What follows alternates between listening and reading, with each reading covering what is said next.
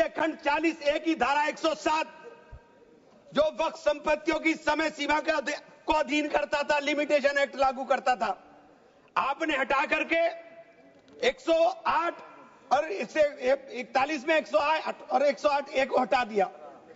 1995 का जो वक्फ अधिनियम है उसकी प्रायज्यता पर रोक लगा दी थी, जिसका अर्थ है कानूनी दावों के समय पाबंदी के बिना आगे बढ़ाया जा सकता है।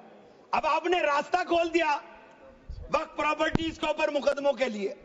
जो वक्फ प्रॉपर्टी पर कब्जा बैठ करे हुए लोग हैं, अब वो कब्जा धारक जाकर के एडवर्स पोजेशन का दावा कर सकता है और मालिकाना हक हासिल करने की बात कर सकता है।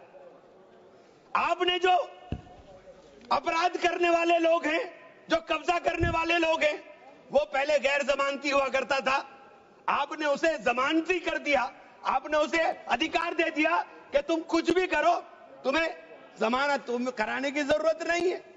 तो आपने तो पूरा का पूरा खुला मैदान उसके सामने खड़ा कर दिया। आपने बार बार कहा कि हम लोग मुसलमानों के हक की बात कर रहे हैं। आप मुझे एक ट्रस्ट बता दिए, कोई दूसरा, कोई एक संस्था बता दीजिए जिसके अंदर जो धार्मिक के नाम पर हो और उसके अंदर लिमिटेशन एक्ट ना हो।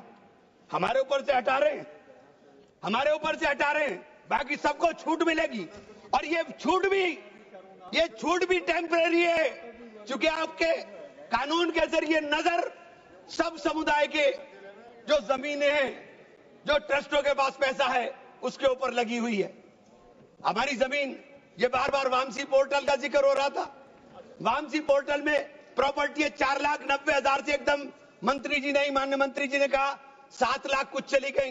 तो ये प्रॉपर्टी कोई वक्त नहीं की गई किसी ने। ये जो वामसी पोर्टल के ऊपर दर्ज हुई संपत्ति, कब्रिस्तान के अंदर वसूगा, एक प्रॉपर्टी वसूगा, एक प्रॉपर्टी मस्जिद, एक प्रॉपर्टी में कब्र, एक ही प्रॉपर्टी की 3-3, 4-4 बना दी। और आपने बता दिया कि वामसी पोर्टल ने, और 10 साल माने मंत्री जी, 10 साल का बहुत समय होता है। जो काम आप 10 साल में पूरी संपत्तियों का रजिस्ट्रेशन नहीं कर सके, मान्यवर प्लीज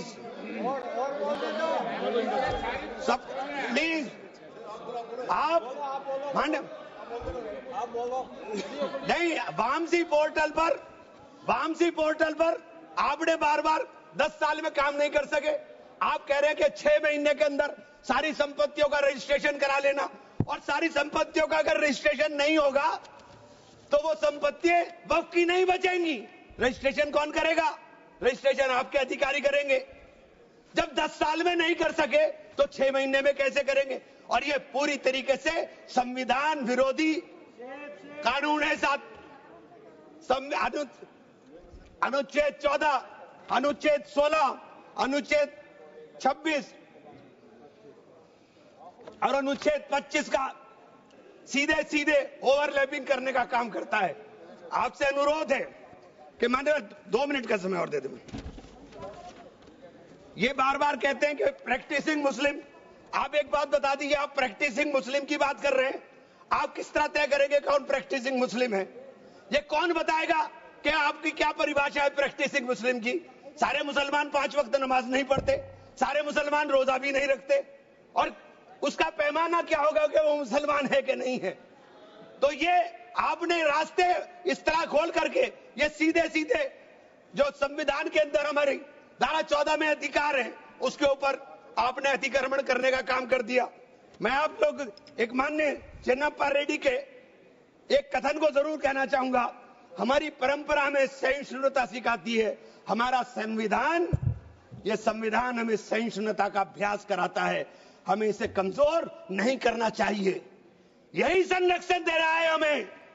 ये बाबा साहब के सपनों का संविधान है कि उन्होंने देश के अंदर रहने वाले प्रत्येक नागरिक को, जो गरीब से गरीब नागरिक है, उसको वो अधिकार दिया जो सामने बैठे हुए हमारे प्रधानमंत्री को होगा। वो ये अधिकार बाहर सड़क पर बैठे हुए एक मजदूर को होने का काम होगा। ये बाबा साहब का संविधान है। मान्यवर, इसे कमजोर करने का काम मैं आप हाथ जोड़कर विनती करता हूं। अभी हमें सौगाते मोदी मिली, एक सेकंड, हमें सौगाते मोदी मिली।